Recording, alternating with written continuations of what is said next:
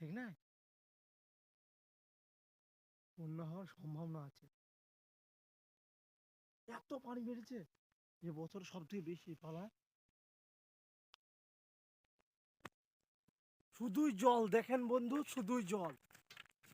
এত পরিমাণে জল বেড়েছে নদীতে, তা বন্যা হওয়ার সম্ভাবনা আছে। এত জল, কয়েকদিনের মধ্যে বাঁধটা ভাঙে যাবে আমাদের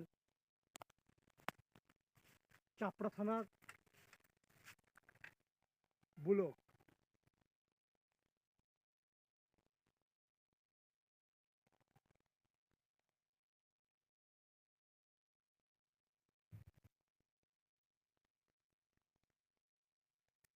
শুধুই জল আর জল, ওপরে জল, নিচে জল, তার ওপরে জল বাড়ছে।